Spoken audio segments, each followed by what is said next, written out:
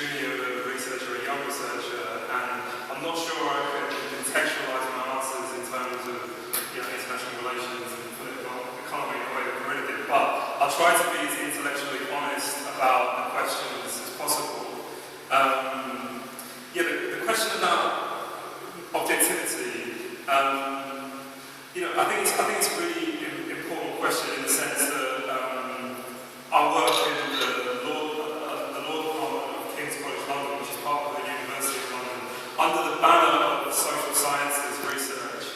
And in my research team, the way that they tend to talk about the research is, you are a researcher and you're going to collect data, and then you're going to bring the data back and analyse it.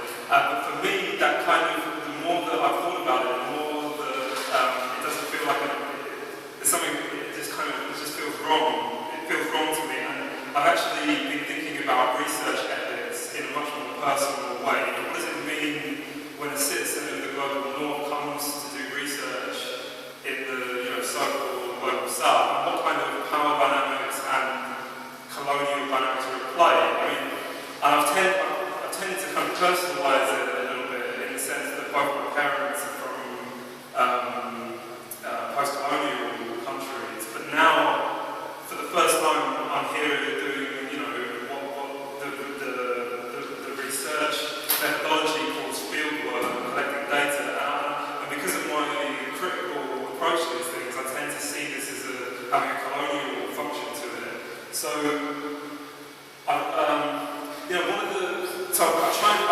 I've been trying to be as intellectually honest about the work as possible, rather than seeing, because I'm here to conduct interviews with people who suffered under the previous regime, who were persecuted.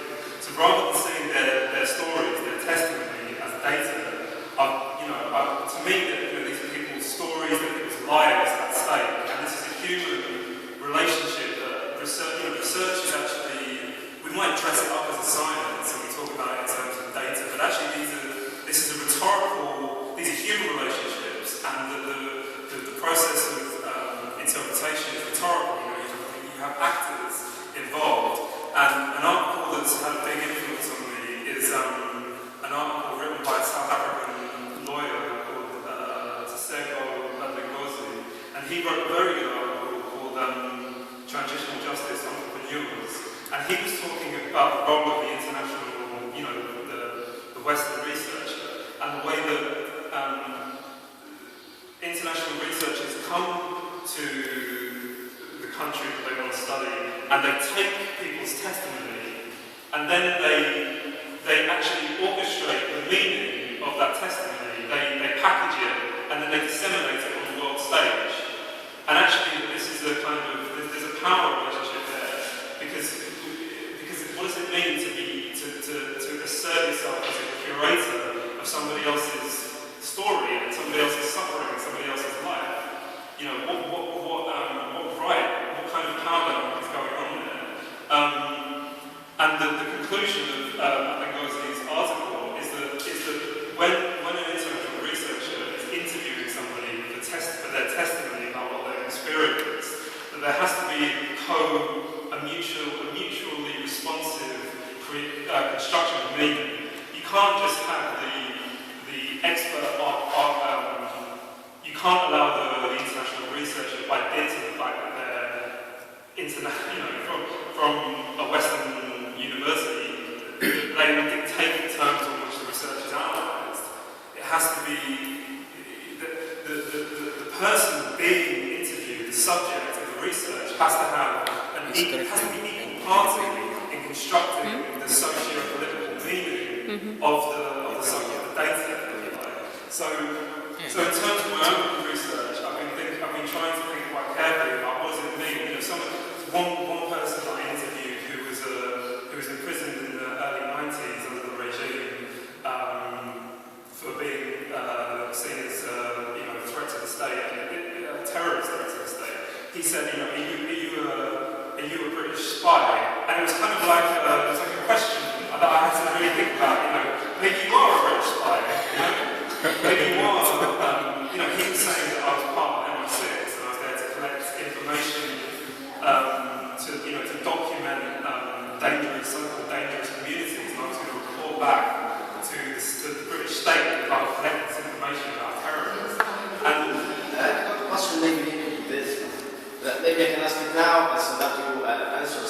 my question is, if I am going to make a direct, right? Who sent you? So it is a very direct question, but generally, if I am to pitch it, I would say,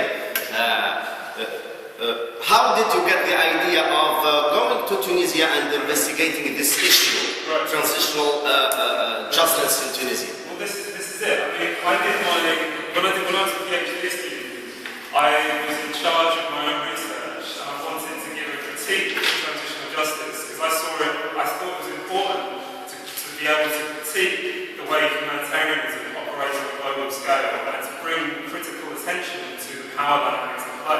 But then I finished my PhD and I had to get a job, and I couldn't get a job where I had full autonomy over my work. I had to join a research team with a set methodology. So I have a boss, and she tells me, go to Tunisia, collect the data, and then come back.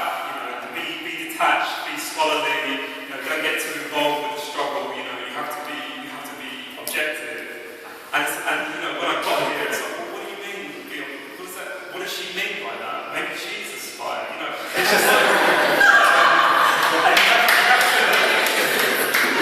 I think you really have to confront. You have to confront the reality of why you're here. Why am I here? I've been sent by this professor who calls people's stories data, and she's doing a comparative study of post-conflict nations. It's the same problems. That Tunisia is the same as Burma because they're both recovering from regimes. Tunisia is the same as Colombia because they're both recovering from. They're not the same. And so why Tunisia and not Egypt? I think right. that United Kingdom is much more closer to Egypt. Yeah. Well, I said when I got a job, I said, well, how did you choose these countries? And I said, how did you choose Tunisia? And she said, well, Tunisia is stable. You'll be able to work there, no problem. It'll be easy to access the people. Like in Egypt, you might get killed. Be careful. Go to Tunisia, you'll be fine.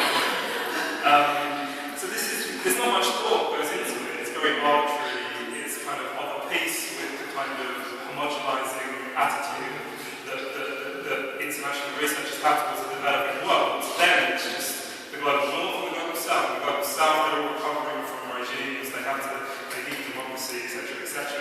But for me, it's been a really an almost spiritual confrontation with the dynamics of power that at play in being sent as an international researcher. And I had to say, like the guy who said that I was a spy, I had to say to him, I'm not a spy. And he said, okay, you're not a spy. And I was like, no, honestly, I'm not. I'm not. And I promised him, I said to him, I promise you I'm not a spy. And I have to make good on that promise, and I can't betray him.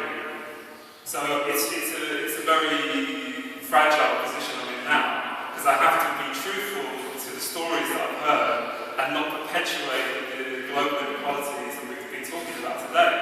So actually I have no answer to the situation. All I can say is that it's provoked a kind of crisis of confidence in me, and also terror that I could be part of the problem, part of the power structures. And so basically I would say that social science methodology talks about data and it talks about this and that. But for me, these are, we can't take this. We have to see this scientific terminology for what it is. It's actually a cloud. It's covering the reality of the situation, which is that people's lives and people's suffering, and our responsibility to tell a story that is actually responsive to what's being said, and is not kind of yeah, exactly. So it's been very painful and difficult, and I haven't resolved how to overcome this supposed neutrality. So I'm working on it. It might mean I have to quit my job, but I don't know. But the second question about how do we have justice, transitional justice talks about justice as if we all know what it is, and for transitional justice advocates, justice means truth commissions, it means civil society consultation, and all these things that to me are not really, that's not, there's something But I think it's useful to see to not sort of treat justice in the way that social science wants us to understand justice, which is just that it's kind of this neutral thing. Really, we have to address it rhetorically. And so justice is for whom? For whom is the justice? By whom? You know, who's orchestrating the justice program? And to what ends is the justice program directed towards? And if we're going to have like a really meaningful confrontation if we're going to have a real justice program for the Bohemian regimes, then we have to find out who was persecuted under those regimes and who suffered the most. And it's not good enough when the internationals say that, well, okay, the people who were imprisoned and tortured were the Islamists in the early 90s, the other members and the so-called people who were just involved in basic Islamic practice. That's not, and it's not good enough when internationals say we're not interested in them because political Islam is not what we're about. We're actually interested in UGBT because we understand the UGBT, because we like labour unions, because labour unions support democratic. That's not good enough. So I'm not sure if this answers your question properly, but I think what's so good about today is that it allows us to approach justice discursively and to actually see it as a process of actors and power dynamics and there's a procedure that's done for certain people on behalf of others to certain audiences.